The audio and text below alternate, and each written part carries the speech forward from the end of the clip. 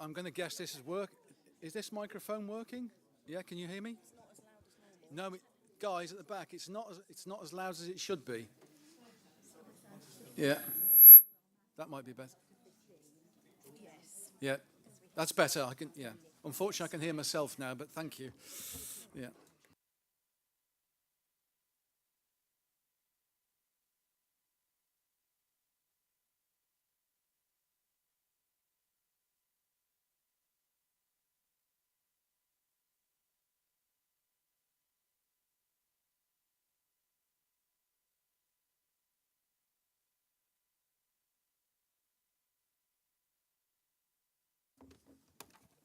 Good morning and a warm welcome to the Development Control Committee meeting today, the 29th of April, 2026. Before we begin, I have a usual comment to make on 2 or 3 items. Could I please ask that all phones are on silent or in flight mode or switched off?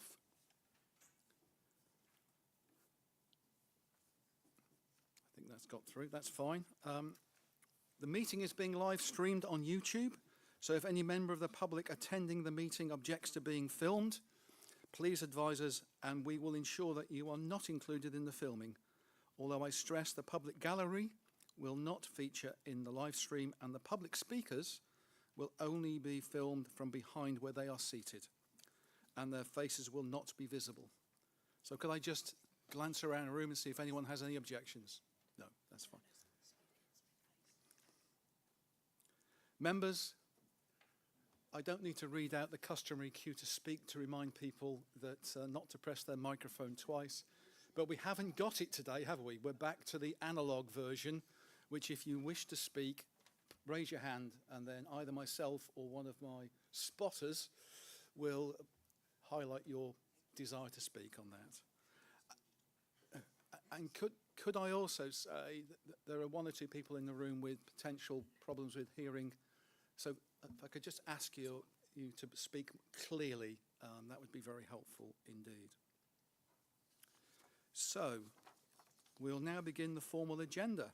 So Helen, could I have apologies for absence, please? Chair, we just have apologies from Councillor Roger Dicker. Thank you, Helen. Are there any substitutes? I don't think there will be, so we can move on to the minutes of the meeting of the 1st of April 2026. I've got a couple of comments to make, but have any other members of the committee here got any comments to make? Okay. Well, I've got a couple of things. One is a minor typographical error on page 10. At the paragraph that begins Weststead Parish Council and Horringer Parish Council, instead of and, it should have say had. And then on page 20, it was my personal declaration as a member of the Parochial Church Council, as well as the treasurer of the Friends of Bardwell Church. It's just that the point about me being a full member of the Parochial Church Council didn't get into the minutes, so if I could ask for that to be added. Right, with those two amendments, if they're accepted, could I see a proposer, please, for the minutes? Councillor Thorndike. And the seconder, Councillor London. Thank you. So we will now seek everybody's approval with those 2 amendments.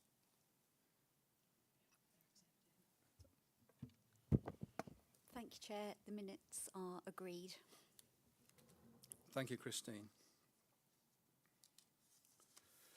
So, declarations of interest, and members are reminded of their responsibility to declare any disclosable pecuniary interest, other registerable or non-registerable interest which they have in any item on the agenda, no later than when that item is reached, and when appropriate to leave the meeting prior to discussion and voting on the item. I would just like personally, the declaration I made at the last meeting, which we've just corrected, the applicant is listed as St Edmundsbury and Ipswich Diocese / M&D. So for the benefit of the declaration, I would just like to repeat what I said in the previous minutes. Are there any other declarations? Thanks. Thank you, Chair. I'll just confirm. So that's an interest declared, a non-pecuniary other registrable interest in this item because it's the St Edmundbury and Ipswich Diocese. Yes. Sorry. I struggled to get that out, That's but I think did everybody hear that and is clear? Yeah. Okay. Thank you. Thank you very much indeed, Christine. So we now move on to the public speaking protocol, which is item 5 on the agenda, which hasn't appeared before, but I will read out what the agenda item is seeking. The committee is asked to approve 2 minor amendments to their public speaking protocol, to apply them from the next scheduled meeting on the 3rd of June 2026. This includes a slight change to the wording in respect of data protection and the addition of a further registration method via an online form. The registration using an online form is not exclusively for us, it's across all of our public-facing committees in West Suffolk. Has anyone got any comments they wish to make on that? Okay, well, I'll seek a proposer, Councillor London, and the seconder, Councillor Thorndike. Thank you very much indeed, both. So can I see a show of hands in favour of item 5 on the agenda? Okay. Thank you. That's unanimous. So those changes are agreed. Thank you very much indeed. And now we move on to the substantive item on the agenda, which is the application for the former St James's CEVA Middle School in Bury St Edmunds. And Charlotte, you are the presenting case officer. Thank you And very I will much. have to move out of the way.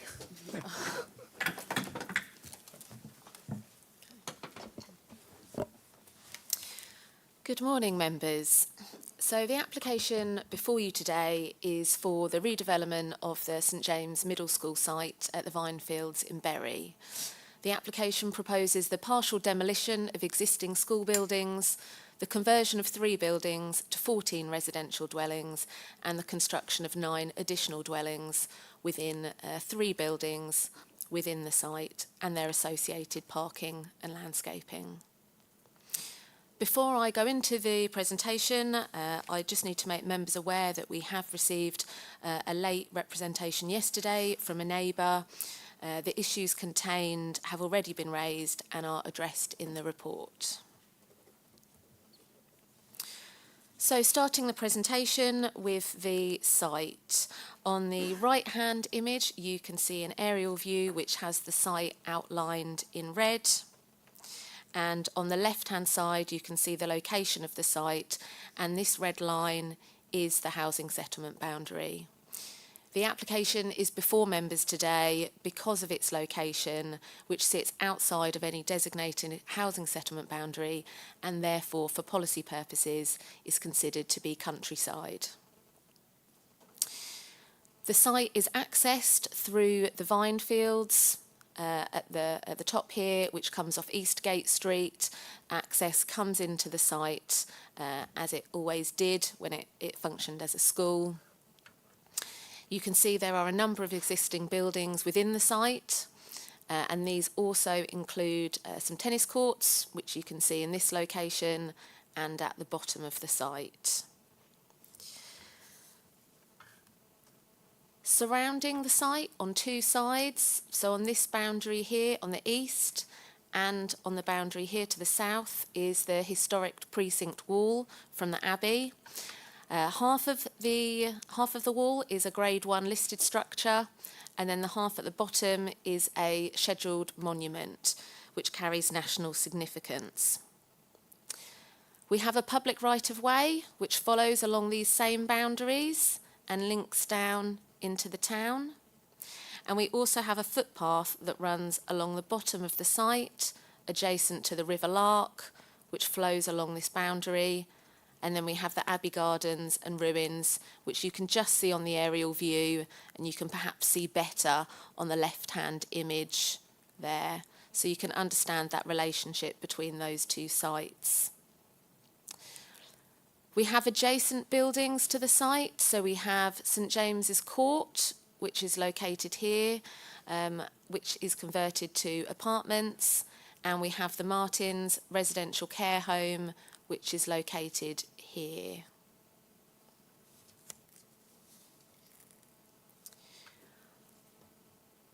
I'll talk more about it later on in the presentation, but officers consider the site to be well connected given these links here, and so we have got this technical departure, but we can understand the links and the Abbey Wall boundary that contains the site. So this plan shows us the extent of existing buildings. They do vary in condition and quality, which members will have seen on the site visit on Monday. It was previously used as a middle school, but has laid empty for nearly 10 years since the school reorganisation. The right-hand plan shows the buildings which are to be retained and converted, and they're shown in blue. And the green elements are protected trees, which are located within the site. So it's not overly clear, but you can see those tennis courts again. On this basis, the site is considered to be brownfield land, so previously developed land, where the National Planning Policy Framework places substantial weight on its redevelopment. Also, given the extent of buildings on the site, the applicant benefits from vacant building credit, which means there is no requirement for affordable housing. So moving on to the proposed site layout. The access remains as existing, and we've got the buildings to be converted in a light grey. So I'll talk you through those. We've got Building 1, which was the largest building on site, which is currently 3 stories, and this is proposed to be converted to 11 units. We've got this building here, which was the Victoria Hall, and members will remember that this is where we stood on site when we first arrived. That area that's currently the car park where we were standing would be converted to their gardens. And then we have the building at the back of the site, previously I think a schoolhouse, latterly used as the art block, and that would be converted to a single dwelling with a single-storey extension on the rear. We've got new build elements proposed, so that is this terrace here and this terrace here, A and B, one containing 4 dwellings and the other 3. And then we have a third block, which is, it's titled Terrace C, but this is a pair of dwellings, which is proposed here. A policy-compliant number of parking spaces is provided within the site, and this equates to 2 spaces per dwelling, as well as visitor spaces, cycle storage, and motorcycle parking. We have some highway improvements at the top of the site, which include a new footway, which leads out of the site, improvements to this connection to the right-of-way at the top, as well as improvements to this turning head here.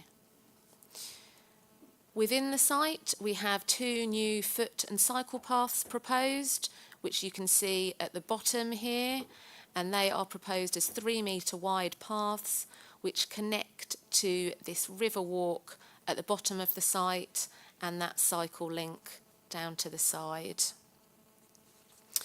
The green space that you can see at the bottom will contain a drainage pond here, as well as public amenity space to serve residents here, as well as the general public.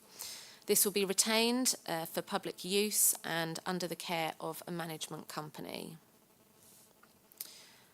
I will now talk you through the buildings that we have on site. So this is the largest building. This is Building 1. So it's currently 3-storey, and there is a proposal to add an addition on the top to accommodate an additional 2 units. I've added a red line on here so you can see the extent of the existing building, and so you can see that additional accommodation. Officers consider that that is fairly minor in the scheme of things. The additional height above the tallest part of the roof is very modest. So moving on to building 2, this was the old Victoria Hall. There is a first floor being added within the building, and that will be converted to 2 dwellings. This is building 3, so that was the old schoolhouse at the back. So we've got this single-storey extension proposed on the back, and that is that dwelling. So moving on to the new build elements. These are the proposed elevations for terrace A and B. You can see they have taken some of the traditional detailing from the existing Victorian buildings and put those onto the new buildings. And then this is the last element of the new build. So this is referred to as Terrace C, but is a pair of dwellings. So this terrace, as well as terrace B, sit slightly forward of building 1, and therefore they sit closer to the River Lark and to the Abbey. There is a distance of approximately 57 metres between the front of Terrace C and the river. It's positioned on an old tennis court, and it has a group of protected trees behind it. Concerns have been raised about the positioning of this building and of Terrace B because of that projection forward of building 1. These concerns have been raised by the Bury Society and the Abbey of St Edmund Heritage Partnership, and they consider these buildings are too close to the River Lark and the Abbey ruins and will appear intrusive, obscure the precinct walls and impact the setting of the scheduled monument. So I'll move on to some photographs of the site. So as I mentioned before, this is where we entered the site, those of us on the site visit, and we met in this sort of area here before we started to walk round. I will admit this is an old photograph, so some of the windows aren't in quite such a good state now, but overall the layout remains the same. So this is building 2. You can see building 1, which was that larger building just on the right, and then you can see building 3, which sits behind. So there are a number of other sort of single-storey additions which you can just make out behind and in between these buildings, and actually you can see here, and most of these single-storey additions will be removed to facilitate the development. So now going down to the southwest corner of the site. So this is looking back up towards building 1. So the River Lark and the Abbey is behind in this photograph. So you can understand here the location of the tennis courts, and you can see the slope of the land which slopes down towards that river corridor. Part of the application proposes to open up this corner with that foot and cycleway link that would go down and join up with surrounding footpath cycle links.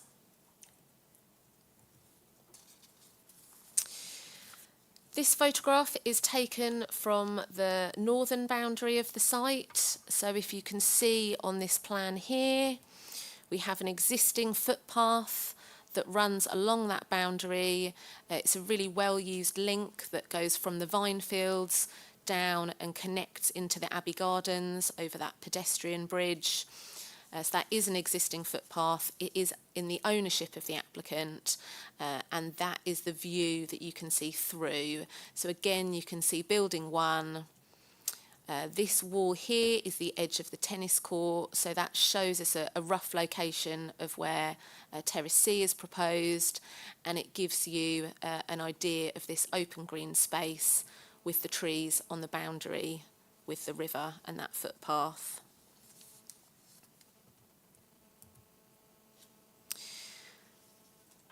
So this is the footpath where that last photograph was taken.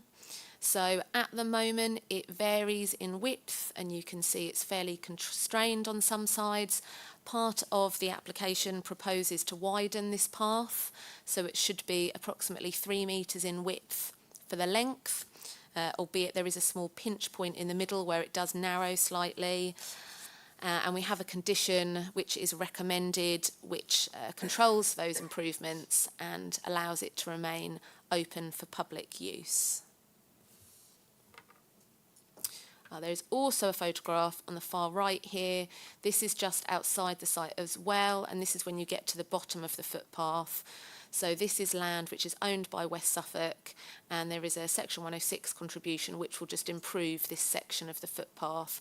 As you can see, there's clearly a desire line there, and that will be improved as part of this application.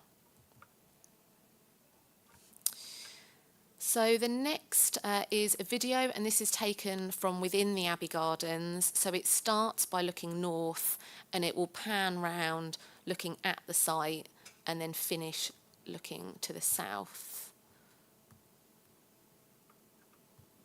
If you bear with me.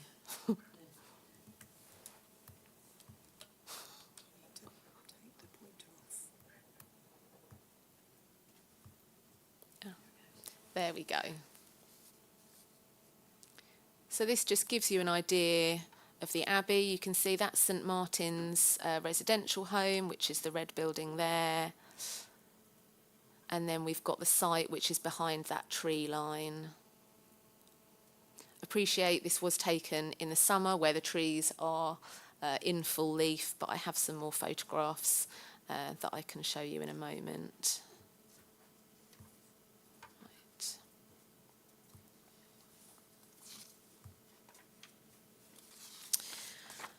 Right, so these photographs show you some sections of that historic precinct wall. So part of the wall, as I said earlier, is Grade 1 listed, and the other part is a scheduled monument. You can see here that some areas of the wall are in worse state than others, and it does require a large amount of repair work.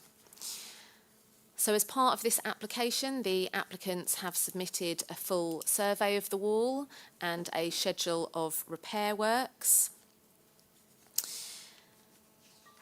And this has been reviewed by Historic England.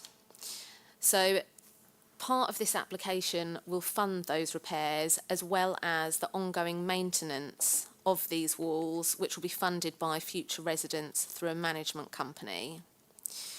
So given the significance of this wall, this is a matter which does weigh significantly in favour of the application.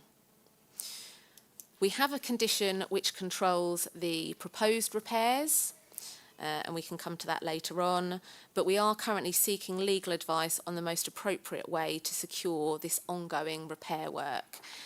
And this is something that I will refer to again later, but this, should the committee resolve to approve the scheme, officers may have to confirm how this is secured in conversation with the chair at a later date.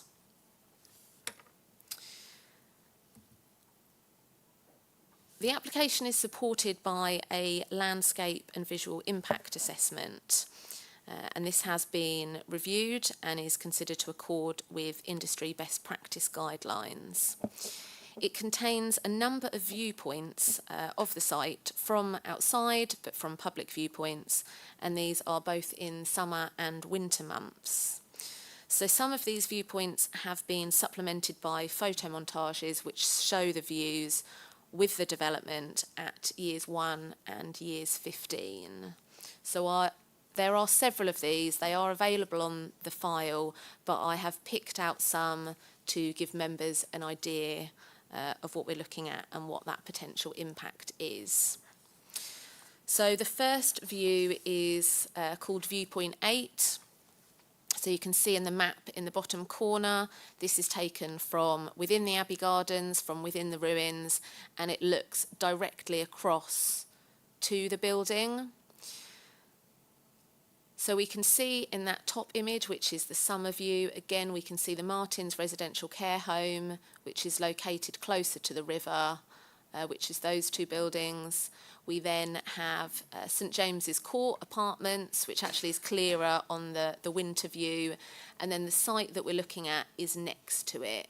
So actually it's pretty difficult to see it in the winter, and that view isn't visible in the summer months. So these views are showing what the development would look like at year one from those same viewpoints. So again, you can see in the summer months, the shape is shown there of the development, and you could see that will be obscured by that existing tree line. And then you can see that during the winter months, appreciate it's probably not very clear on your screens, but you can just make out the red brick building of building 1, which is in that location at the bottom. So the next viewpoint is viewpoint 6. So members who are on the site visit will remember that this was the footpath that we walked down. So just behind this shot is the pedestrian bridge, which then crosses over to the Abbey Gardens. And there are currently some views here. You can see and you can see building 1. So again, this is our baseline view. So it is as the situation is at present. At the moment, you can see in the summer months, you can just see this temporary security fencing, which would obviously be removed, and you can't see very much of the buildings. It is clear, however, in the winter months that there will be some glimpsed views in at that point. So we don't have a photo montage from this, but we have those viewpoints. It's likely there will be some landscaping of the bottom, but officers are content that there will be a glimpsed view at this point. However, the security fencing will be removed and the buildings will be improved. So the next viewpoint, I think this is the last viewpoint I've got, is viewpoint 5. So this is taken from that footpath that goes alongside the River Lark, and members walked this route on the site visit. So this is directly opposite building 1. So you can see there are some views in during the winter, and you can see the building there quite clearly. You can see in the summer months that is largely obscured. And this is the photo montage that they've given us. So again, this is year 1, so the development has been completed, and you can see that in the bottom view, again during the winter months, and you can see building 1 there, and you can see Terrace C. Again, the summer view at the top, that is largely obscured. And that just shows you that same view in year 15 when additional landscaping has had the chance to establish, and you've got the summer and winter views there. So that takes me on to the final slide, which goes through the balancing act that we have to do before determining the application. But before we do that, I was going to mention the conditions and the Section 106 that we have recommended. So there are a number of conditions which are proposed, and they are within your papers from page 54 onwards. And as you would expect, they cover a variety of subjects, so archaeology, contamination, ecology, landscaping, including the ongoing maintenance of the landscaping, including that open green area at the front. We have a construction management plan, so we can ensure that we're content that during the construction period, vehicles can get in and out safely. We have conditions that control those off-site footpath works that we talked about, and those off-site highway works, as well as the improvements within the site. We have conditions in respect of materials and drainage, as well as the wall repairs. So ensuring those wall repairs, as shown on the schedule of works, are carried out. As I mentioned earlier, the ongoing repair of the wall, this is being reviewed by legal at present, so we can understand the most appropriate way to secure that going forward, whether that be a condition or whether that be as part of a legal agreement. In terms of the Section 106, again, those contributions are within your papers and include contributions to local education, libraries and waste, as well as off-site footway improvements. Within your report, that was listed as £10,000. and that was down to officer error, I'm afraid, and we missed an earlier contribution that was requested, which was specifically to fund improvements between the Ram Meadow and No Man's Meadow, which are located at either end of that river footpath. So it is an additional fee which will take that footpath contribution up to £33,924.29.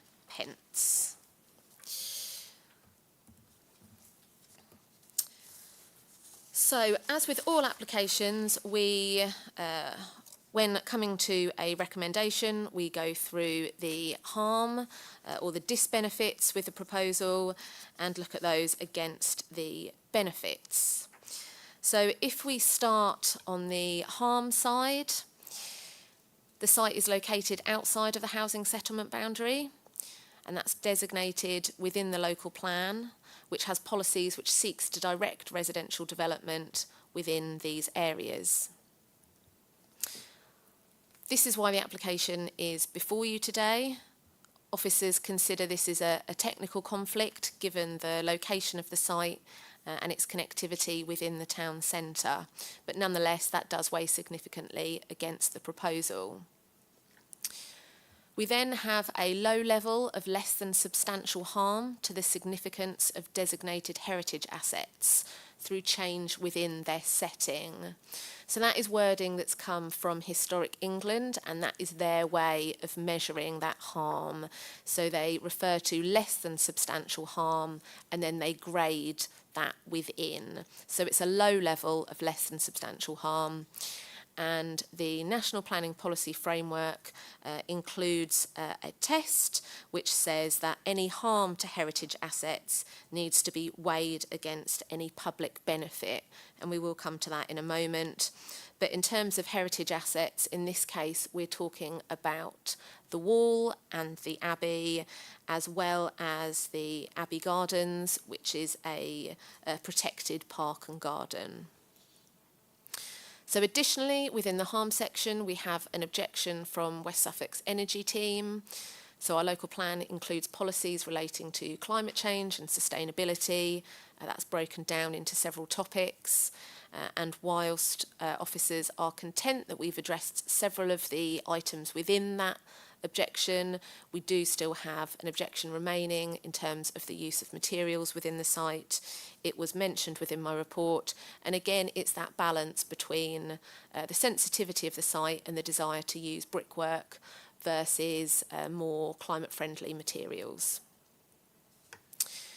So if we move on to the other side and we talk about the benefits of the proposal, in the words of Historic England, there are significant heritage-related benefits, and these are the repair of the precinct wall, which is a scheduled monument, so that covers a nationally significant structure. It is also a Grade 1 listed structure.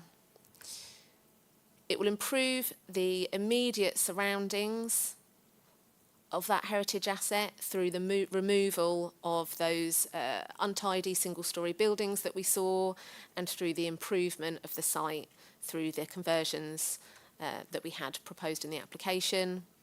We also have the long-term management of the precinct wall, which we will secure. So officers consider, with the Conservation Officer and Historic England, that those public benefits do outweigh that low level of less than substantial harm to the significance of the heritage assets. Moving on to other benefits of the site, we have the reuse of brownfield land, which the NPPF places substantial weight on. We also have the reuse through the conversion of some of the existing buildings on site. We have the delivery of 23 dwellings, which are considered to be in a sustainable location. We have active travel infrastructure improvements, and then we have the economic benefits through the construction period and the future spend of occupants.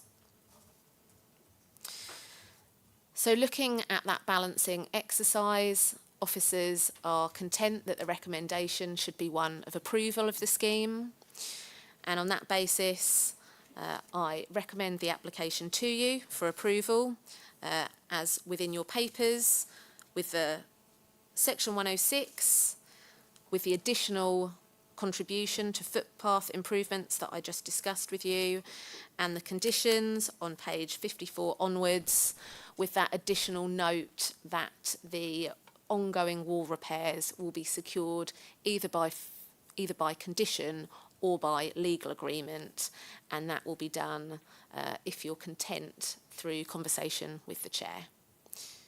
Thank you very much.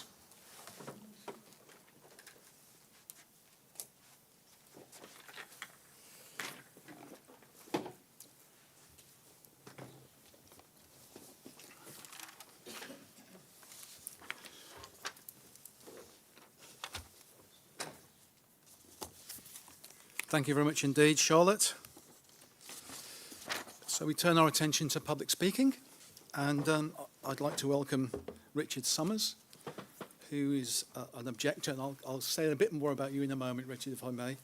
And you're accompanied by Dr. Ben Booth, and then we've got Lionel Thurlow speaking as the agent. I'd just like to let the committee know that Richard Summers is speaking as an objector to this application on behalf of the Abbey of St Edmund Heritage Partnership. He would like it to be made clear that whilst he lives in St James's Court, which is next to the application site, he is not speaking on behalf of the Residents Association, which has made separate representation about this application. He is speaking purely on behalf of the Abbey of St Edmund Heritage Partnership, whose project area includes the application site. Have I got that? Thank you, Richard. Thank you very much indeed. So, as an objector, you've got 3 minutes to address the committee. Thank you, Mr. Chairman. I'm a co-founder of the Abbey of St Edmund Heritage Partnership, and I'm supported here today by Dr. Ben Booth from the Bury St Edmunds Society, which supports high standards of planning and architecture in the town. The Heritage Partnership continues to object to these plans because proposed terraces B and C on the lower level of the site would have a seriously adverse impact on the heritage and landscape setting of the Abbey of St Edmund Scheduled Monument and the River Lark Valley. The Abbey of St Edmund was one of the largest Benedictine abbeys in medieval Europe. The abbey ruins are central to the heritage of Bury St Edmunds, and they're treasured by local people and visitors. The Norman Tower, the Abbey Gate and the Precinct Wall are major landmarks in the town centre, and the main abbey ruins stand within the Abbey Gardens across the river from St James's School site. The Heritage Partnership has been promoting the conservation and interpretation of the Abbey ruins and the River Lark Valley since 2016. Its 3 lead partners have now proposed a £10 million Abbey of St Edmund Reborn project, which would improve the whole Abbey area. The Heritage Partnership believes that the significance of the main Abbey ruins and the River Lark Valley have been underestimated. The visual impact of terraces B and C on the lower level of the site, particularly in the winter, have been significantly underestimated. Terraces B and C would be close to the river. They would be clearly visible between the trees along the riverside path, and where 2 new footpaths would be cut through them. They would also be clearly visible from the existing footpath to the northwest. Terraces B and C would be glimpsed through the gaps in the trees from the main Abbey ruins, and views along the central axis of the Abbey Church are aligned with Terrace C, spot on. They should be protected like the views along Abbeygate Street to the Abbey Gardens. The Heritage Partnership believes that the planning balance for this application should be reassessed.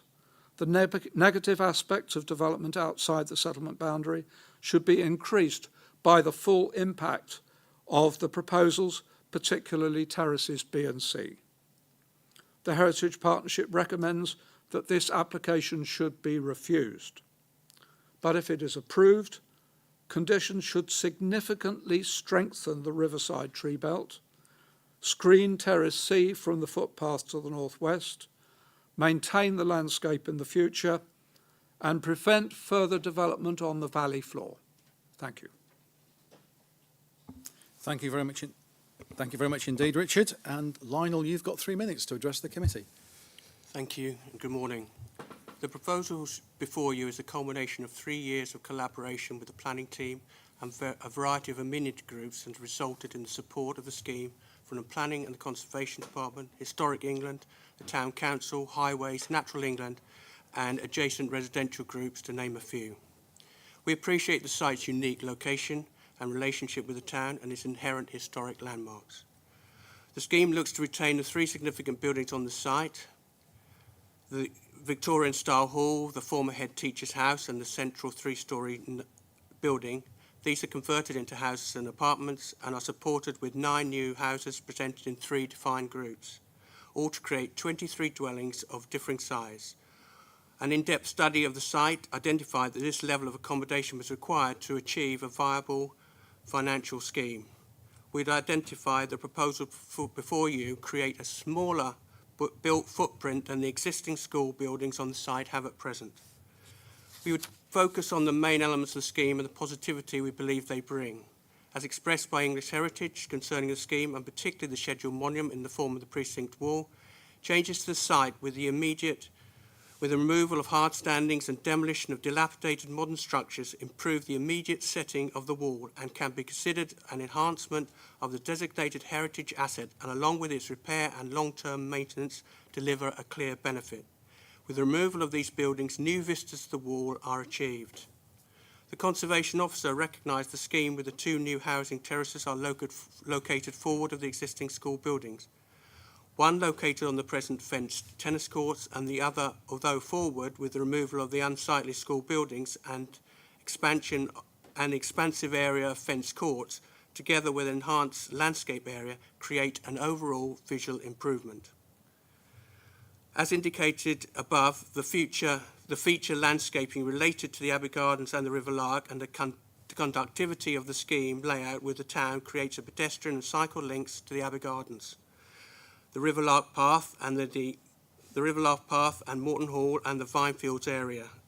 Again, the link of the open space of this development with the Abbey Gardens recreates a path that was identified on the 1885 Ordnance Survey Plan.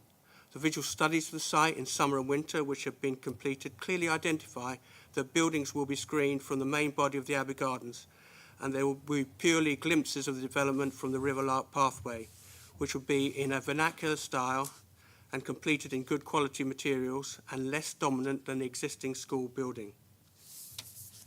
The site is in a highly sustainable location with good natural links to the town, bringing housing to the town centre location. The site use has been dormant following the school's closure in 2016. Lionel, I'm sorry to interrupt, but you've reached your 3-minute limit. Have you got one sentence that I'll allow one sentence? Okay. My last sentence would be that we had an independent design review and it reinforced that the scheme had a sense of place, maintains a continuity of historic character and respects the surrounding urban grain. Thank you very much. 3 minutes goes quite quickly. I know. Thank you. Right, members, I've already had an indication from Councillor David Smith to speak. Yeah, just get close. Just a quick one, really. The open space, the green space along the river there, which I think it's nice that's going to be opened up to, and being better than it is at the moment. But just wondering, there's mention of a management company looking after the wall. Will the management company also be looking after this green space? Thank you, Councillor David Smith. Councillor London, please. Thank you very much. Is that working? Yeah, just bring it a little closer. Okay. There we go. Yeah, that's better. So just to say, first of all, thank you very much, Charlotte, for a good presentation. I think this is actually a reasonably strong application, or at least I could imagine a far worse application in the area. I could imagine an application that knocked everything down and put in a sort of a standard suburb of 40, 50 houses, which I think would be incredibly detrimental.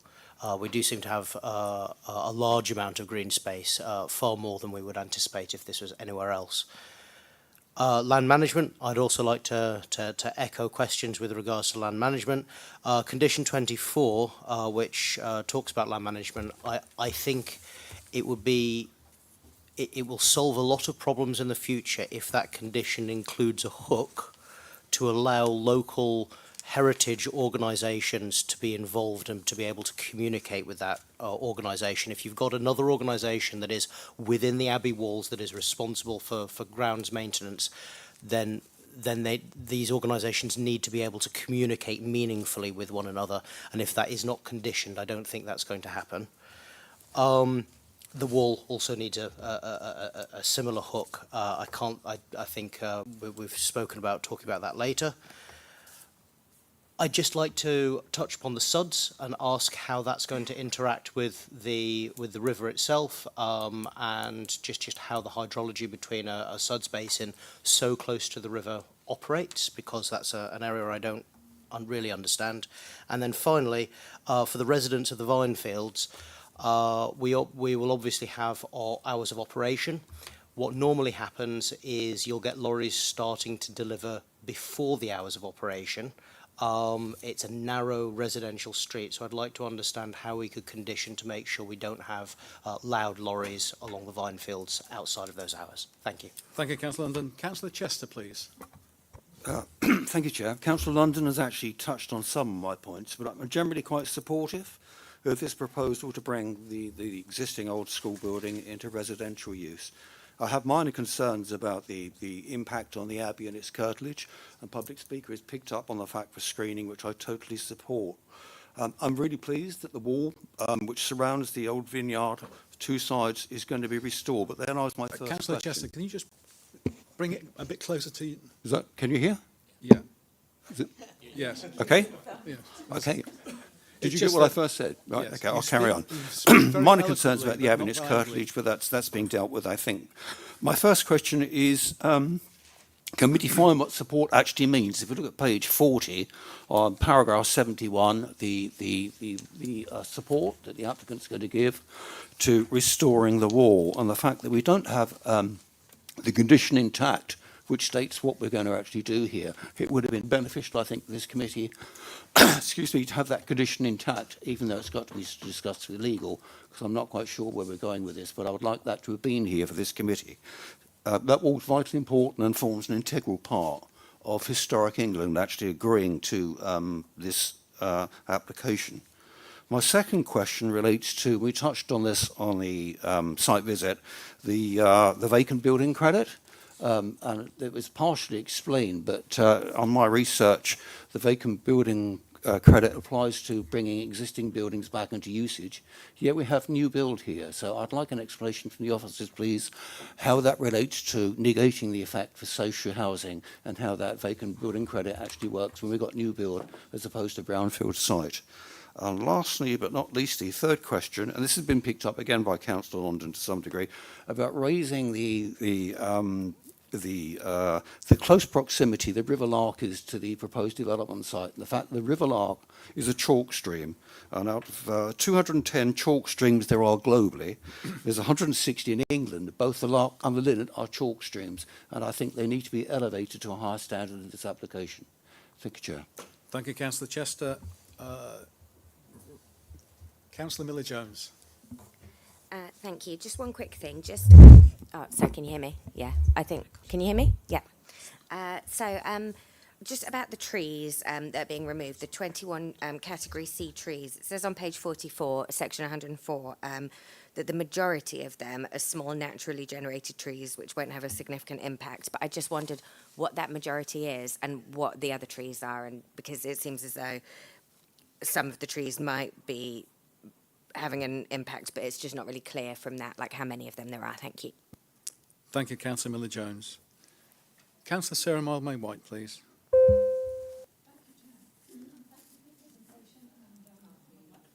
Oh, yeah. I'm behind the times.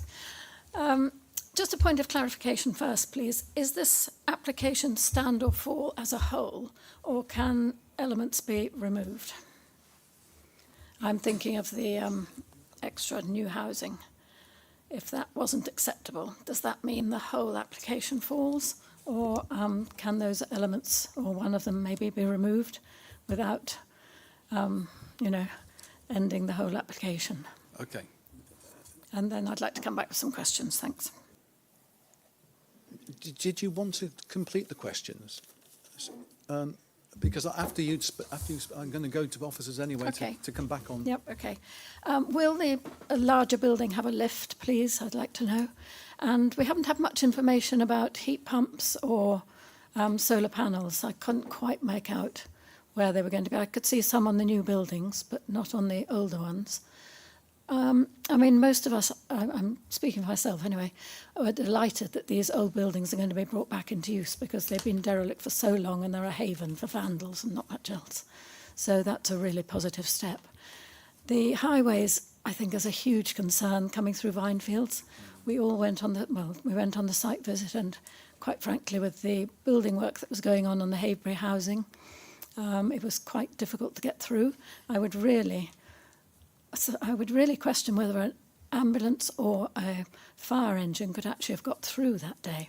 And of course, we were seeing it during the day, so what it's like at night when there's extra parking on those roads with people coming home from work. That is a huge concern to me, really, because that road is very, very narrow and difficult to get through. But I know the fire service have not really raised an objection, and neither have highways, but I am quite surprised by that. We haven't had any information from the Integrated Care Board about a contribution to health requirements, because that's a huge area for older people's accommodation, with St James's and other older people's accommodation down Eastgate Street, and I do wonder whether there should be a contribution to health from this development. Then we come down to that house on the tennis court, which is the closest one to our real gem of a Abbey precinct. It does look out of place sitting down there, but that is the one that is on the hard tennis court, so it's quite difficult to argue against that. So my other concern when it comes to visual aspect is really lighting. I know we have a condition on lighting, but to me the most intrusive thing in the winter particularly will be lighting on these buildings, and particularly those two new dwellings. We can have pretty pictures of trees and one thing and another, but we're really going to have very serious restrictions on lighting, I think, because if anyone puts up one of those dreaded security lights, the whole Abbey precinct is more or less floodlit by that. So I would expect officers to take a really serious look at any lighting plans, proposed dwellings. So that's it for the moment. Thank you, Chair. Thank you very much indeed. Charlotte, over to you.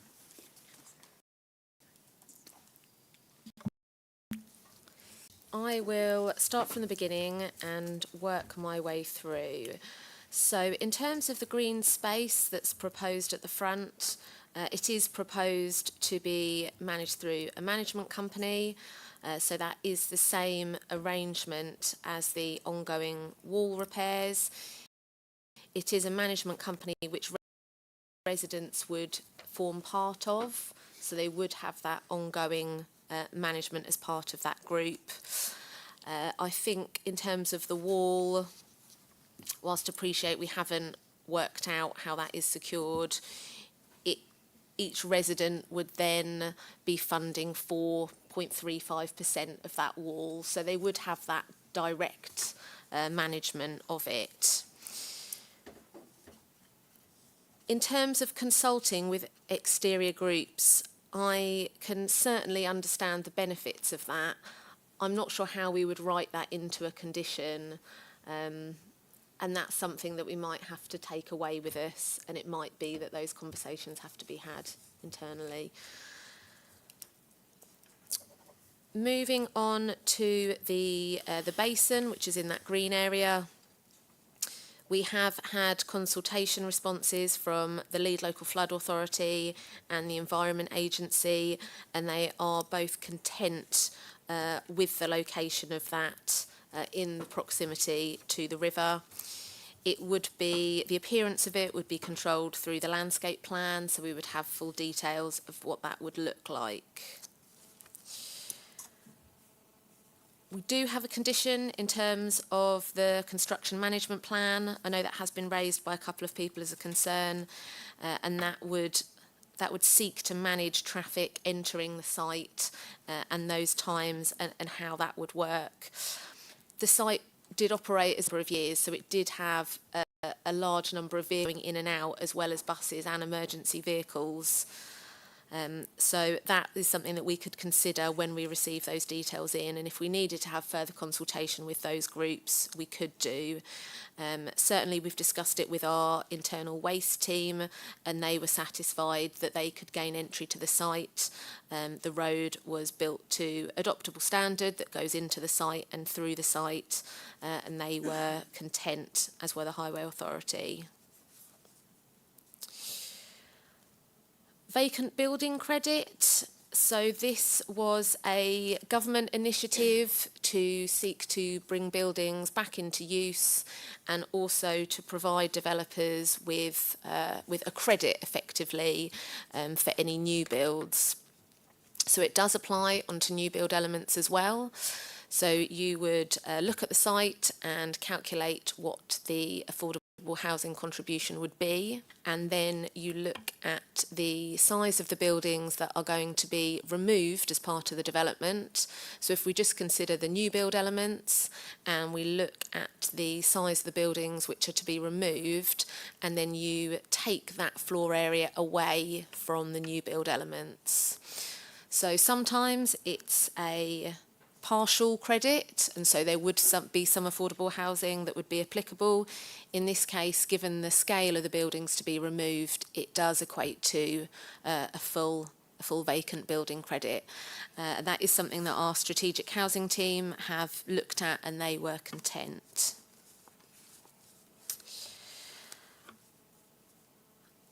There were comments about the chalk stream, and that is something that has been looked at by our ecologists. So Place Services were acting as our ecologists for this application. There were ecology reports submitted to support it, and they were content that there wouldn't be any adverse impact to habitats or protected species. Of tree removal, there are a number of trees that are within the site. They're mainly focused on that boundary with the river and in a group just in this location here, but there are some others dotted around. The ARB report that accompanies the application identifies, I think it's 21 Category C trees to be removed, and all trees are given a category. Category C is considered to be at a lower end in terms of its quality, and they aren't a material planning consideration, they're loss, albeit we do look at the overall landscape impact and how they impact on that. There are 3 Category B trees to be removed, so they are at a higher category, they are considered better quality, and they are located in that bottom corner where the footpath link is being proposed. One of the trees has already suffered from storm damage, so wouldn't have survived. The other 2 are fairly small. I think there's a silver birch and I think a horse chestnut, and overall officers are content with that removal. We do have new landscaping proposed, so they are shown on that landscape plan there, but we have a condition for a landscape plan to be submitted. And that gives us the opportunity to provide additional landscaping along that boundary with the river, which is something the Abbey Heritage Partnership were keen to see. In terms of landscaping along this boundary here, which goes up to that footpath, at the moment,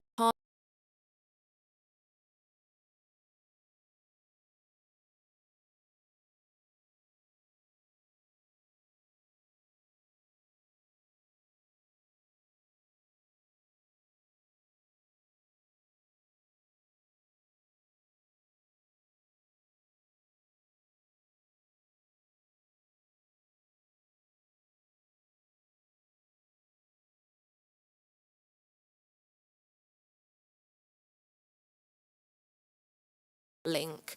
Officers aren't keen to see more landscaping along this boundary, albeit there is some already, but are happy to concentrate on that lower level with some going around that foot and cycle path that we've got there.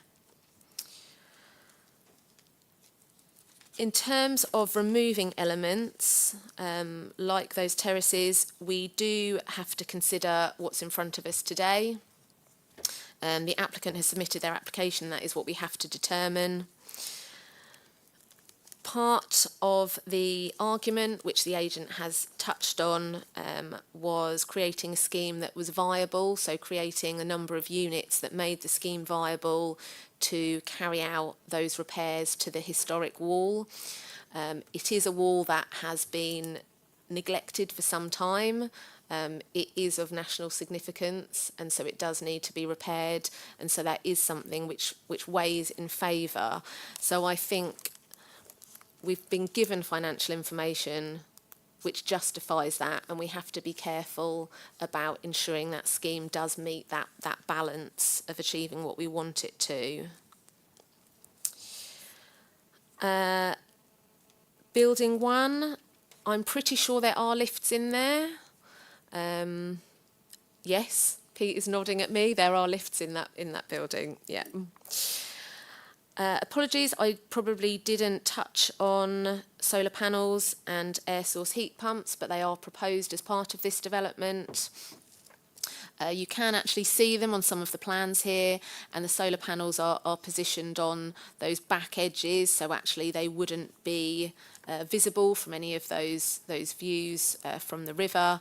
But there are air source heat pumps and solar panels on the buildings, which was included within an energy statement which has been reviewed internally by our energy team. Health contributions, we didn't have any requests from the ICB for health contributions. I think generally they look at schemes which are larger in scale than this, so I wasn't that surprised to not have anything from them, given that we're looking at 23 units. And then the last thing I have on my list is lighting.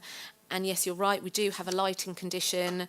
The lighting will have to be sensitive here anyway because of the surrounding landscape and bats within the site. So we will make sure that's reviewed by an ecologist when that comes in. You've kind of answered it anyway, but Councillor Chester was asking about what it means by the word support. Well, I think it's that thing about it funding and enabling, so it might just be worth just clarifying that. In terms of enabling the development of the wall. Councillor Chester asked, what does that mean, development support? So I think that's what I tried to touch on a minute ago in terms of we sometimes call it enabling development, so allowing new development to take place, and the funds raised from the selling of those properties that would support or enable the repairs to the historic wall. So it's that balance, it's that viability argument that's almost been put forward about the amount of development that's required to be able to successfully fund the repairs that are needed to that heritage asset. Does that make sense? I think that's all I've got at the moment. Thank you very much indeed, Charlotte. Look, just before I move on to other members who've indicated they wish to speak, of the original speakers, committee questions, that were asked, are members content? Was yours going to be a follow-up to that? Well, in that case, then you go, David. Yeah. Yeah, just a quick one on the, we've estimated that the green space is being maintained by a management company. Does that mean it's not a public open space and accessible for the general public? Is it a private land? Because if you've got footpaths through it, I think it should be. Just wondered about that. Thank you. Okay. We'll come back to that when we carry on. Okay. I don't think anyone else is indicating. Councillor Chester, yes. This is to do with your original questions. Yeah. Back to the wall. Sorry to labour on about the wall, but we don't have agreed condition yet on the assumption that the legal team and planners can agree a suitable condition. At what point will this wall be restored within the lifespan of the development going ahead? Thank you. Okay. I think that's probably a supplementary question, isn't it? So unless you know the answer to that question. You do know the answer to the question. Yes, go on, please. So just in respect of those, the green space would be managed and maintained by a management company, but it would remain open to the public. It's not something that's going to be adopted by the local authority, so it needs to have somebody that will be managing it going forward. There is a condition which requires details of that to be submitted to us, and it does make it clear that that space won't be enclosed, we won't have lockable gates, it will be available to the general public. And in terms of the wall, it's broken down into two parts. So we do have a condition which is within your papers, and that refers to the repairs that are identified within the application. So we have a schedule of repairs which goes through sort of metre by metre of the wall and identifies what repairs are needed. And we have a condition that requires that to be done. We talked about the trigger point for requiring that to happen, and we've talked about that with our enforcement manager as well to make sure that is secure and enforceable. And it says the repair works will commence within 3 years of the commencement of development. No, or the sale of the houses. Actually, I thought I knew the answer, but let me just double check to make sure I give you the right one. Whilst you're double checking, I think Christine wants to make a comment, please. Yes, thank you, Chair. I think from a legal point of view, it's about the enforceability of this. It's not about the details. We've got the details and we're happy with that, but it's just about packaging it up into either a condition or a condition or a 106 that makes it enforceable, and we're happy that we can. I mean, we're hoping that we don't need to enforce it, but, you know, if we do, it's about getting that absolutely right. So it's not about the details. We're content with those, but it's just getting the wording right, that we didn't want to rush anything today, but we will be able to sort that out. Thank you, Christine. Back to Charlotte. Yes, sorry, I was right. I doubted myself. So condition 31, which is the last one on page 66. So I will just read that to you. It says, the repairs to the precinct wall, as specified in the drawings and in the various documents, shall be commenced within 3 years of commencement of the development hereby approved. The works shall be completed in their entirety within 2 years from the date from which they are commenced. So this seems, given that the wall has been there for as many years as it has, and given that we don't know how long it will take for the build elements and the conversion elements to start, given that commencement will begin from the demolition of buildings, there also needs to be some archaeological work done, which may take a little bit of time. So that gives them 3 years to finish some of the units and sell some of those units to recoup some of that before they start works on the wall. So within a period of 5 years from commencement, we should have those wall repairs carried out. So that does mean that the ongoing works that Christine spoke about hopefully shouldn't be significant, because we are doing a really comprehensive repair work following that condition. Thank you. Thank you, Charlotte, and thank you for your patience, Councillor Hood. You've just come to the top of the list. Thank you. Sorry, I did put my microphone on several times, but perhaps it didn't go through. Oh, no, well. Okay, so I've got 3 questions and then some comments. So just the questions, I wonder, so first of all, thank you very much, a very good presentation, very illuminating. My just pages 32 and 33 in relation to comments. The first one is St James's Court. They say that the removal of parking in front of St James's Court put additional pressure on private car parking. This needs to be addressed by the developer, who has not yet engaged in any discussion with the residents. Could you just clarify that? Because reading it, it sounds as if that should have happened and needs to be addressed. That's a question. Second is at the bottom of the page, other objections. Plans are too vague. I actually can't see that they are, but I just wanted to ask if there was any response to that. And then at the top of page 3, a smaller development is of benefit. However, major concern is that the developer will propose a larger site. And I didn't understand that because I can't see how that could happen. But could you clarify when you respond? And then, thank you. And then my comment is in relation to our old friend policy SP7. I mean, clearly this whole application is largely very positive, but there are potentially negatives, and I would take issue with the idea that just because this isn't as bad as it could be, it isn't necessarily as good as it could be. I can see there are good elements, but we've had noteworthy objections from somebody who stands in the community to make those. So going to paragraph 81, SP7, it states that proposals should avoid detrimental effects on key landscape features, visual amenity, key views, and local distinctiveness. And of course, we are dealing with a scheduled ancient monument here. And as actually, Charlotte, you pointed out, the wall's been there for over 1,000 years. And whatever is going to be built here, clearly something needs to happen. But my question is this the best? And like others, I'm concerned about these new buildings near the river. So 90 and 91 on page 43. Officers accept whilst this site may have historically been open, well, it has been opened.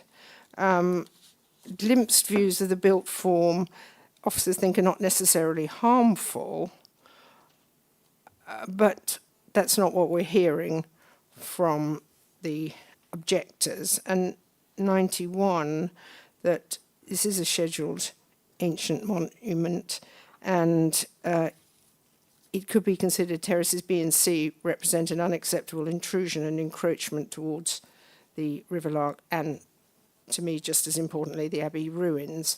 So I am actually concerned about those. The other part of the development seems positive. So I just wonder if we could have comments on the fact that that, to me, conflicts with SP7. So if I've made that point clear, thank you. If we could have an answer. Thanks. Thank you, Councillor Hood. Councillor Glossop, please. Yeah, just press to speak. Yeah, that was quick. I didn't expect it. Thank you, Chairman. Yeah, I've got a couple of things, actually. I did go on the site visit, and what concerns me is the vine fields. When I tried to drive up there in the car, gosh, it was very difficult. And then I was advised by the officers on site that people are parking on the sides of the road and have been doing it a long time, but they have actually got a place where they can park.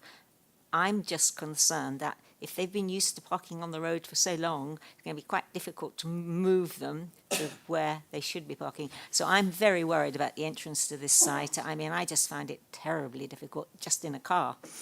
The other thing I want to ask you about is this green space that is going to be open to the public. It's got a right-of-way on it. Are the residents going to have anywhere outside their own green space? Because I'm not sure about that, or are they just only got where they park their cars? So if I can have those answered, please. Thank you. Thank you, Councillor Glossop. Councillor Miller-Jones, please.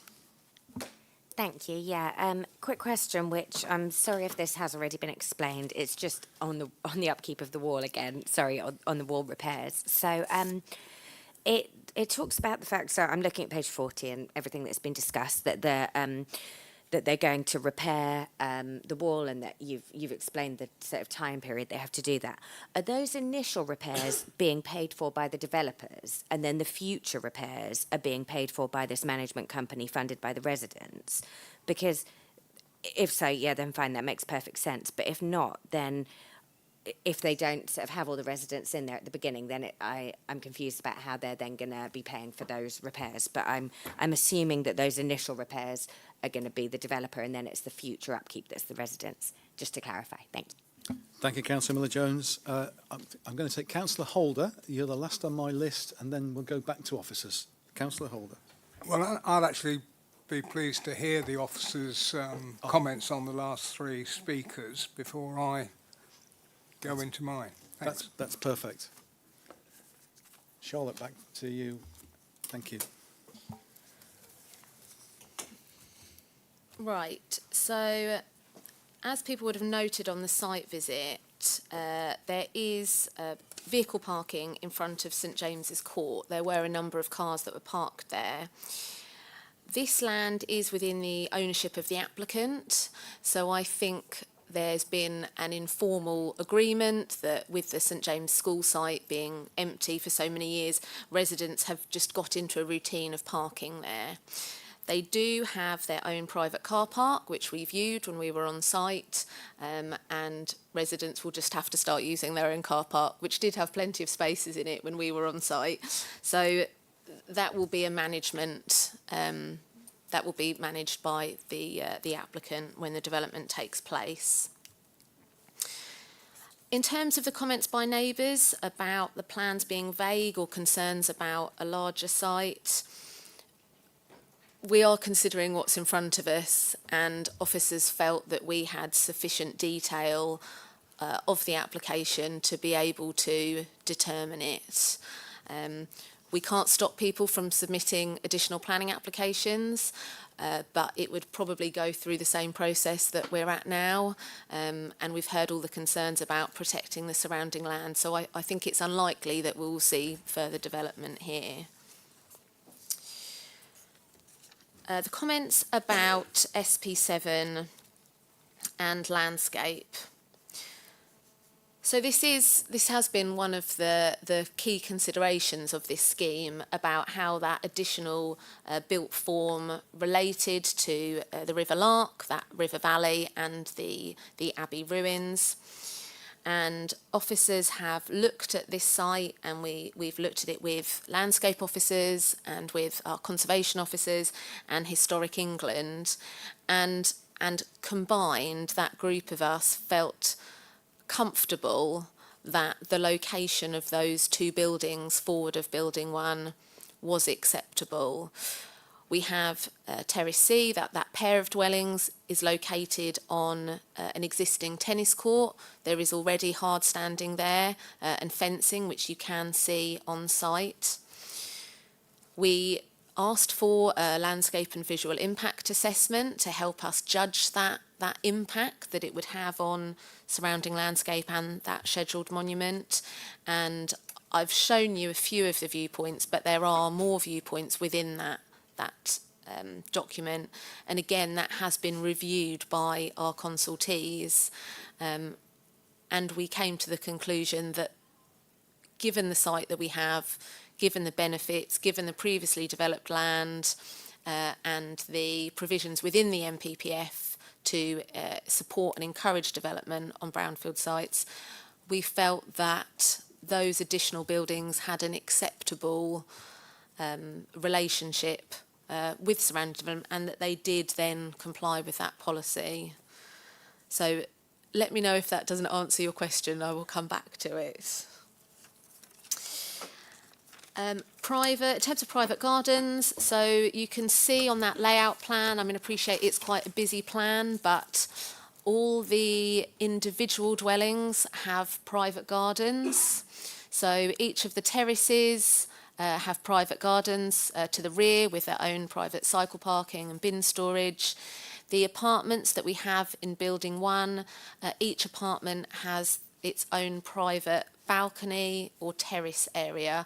So that is something that's required by our local plan. So we have got that within here, and then it would be publicly open, the rest of the green space. And then just to come back to Councillor Miller-Jones, yes, the initial wall repairs that are included within the application and are covered by Condition 31 would be funded by the developer. Thank you. Thank you, Charlotte. Are you okay now to pose the officers' questions? Councillor Holder, then, please. Yes, and as others have done, I thank all the officers involved in this particular application for their hard work. We can see from our papers that both the applicant and the planners have had to sort of navigate through an army of conditions, of suggestions and consultees and consultations for this application. Now, winding the clock back to 2016, when the school closed, and I have to say that my son went to this school back in the 80s. That's a fair old time ago. This was a very busy site then, with parents coming and going, teachers coming and going in motor vehicles, school buses, all having to navigate the roads that we navigated up. And so it's nothing new. And I'm sure the residents of this area will have to put up with their parking spaces and getting from the Vine Fields from the main road up to their site. I think a fair comment from the objectors that we don't want the Abbey ruins and the Abbey itself detracted from because of an unsightly view of an old school. The old school is a mess. So the planting and the landscaping is seriously important along that boundary and the tree line. Again, it's really nice that it's been considered that the pathways all round are going to be improved. So it gives a lot of townspeople, visitors, a chance to see a little bit more of Bury St Edmunds and how nice it is. So they're good things. But we must make sure that those landscaping are adequate. You know, there's no point in skimping on it. As Council London said, you know, it's good in parts sort of thing. It may be able to be improved, but I think we could say that about any application, quite frankly. And so to keep second guessing what architects and planners and agents and our own planners have had to wrestle with for a few years now isn't really necessary. We have a plan in front of us. Is it worthy of consideration and recommendation? And without going on, as the chair doesn't really like it, I will propose recommendation of this application. Thank you. Thank you. And you are a mind reader. Is that seconded, please? That's proposed by Councillor Holder for approval. Is that seconded? Councillor Bull, would you like to speak, Councillor Bull? Okay. Right. Well, I've got no other members who are on my list to speak. And I beg your pardon. I keep missing you, Councillor Hood. Well, I'm sure it's just an accident. So thank you for Charlotte for certainly answering my questions. I've heard what everyone's had to say. I still think, and I can see, as per usual, I'm going to be in the minority here, but to me, there are still concerns. I know the test is not as strong as I would like it to be, but I don't think I can actually vote for something that actually does promote harm to or doesn't stop harm, which I think it does, although there are obviously some very good elements to this.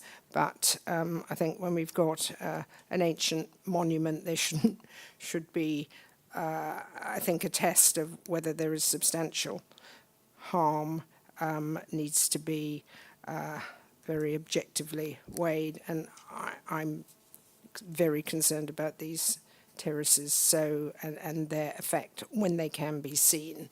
But that's just my comment to the proposal. Thank you, Councillor Hood. No, I've got no members. Oh, I'm going to stop saying I've got no members, I think. It's very difficult. Councillor Marmay White. It's difficult because of the change of microphone, isn't it? Yeah. I think this has been 14 years since this building was emptied or vacated. And yes, there are certain reservations about some elements of the scheme, but I feel I do concur with the officers that on balance, the benefits outweigh the disadvantages, and the concerns that we all have been spoken about. Whether any of them can really be addressed in the future. The officers have heard what we've got to say. We listened to the objectors, and thank you for coming. And we do understand those concerns, but can we honestly wait another 14 years for something to be done with this building? I think not. So on balance, I would be in favour of this recommendation. Thank you, Chairman. Thank you, Councillor Malmay-White. Okay. I'm going to put the proposal to the meeting and see where the committee is. So it's been proposed for approval by Councillor Holder and seconded by Councillor Bull. Can I see a show of hands in favour, please, of the proposal?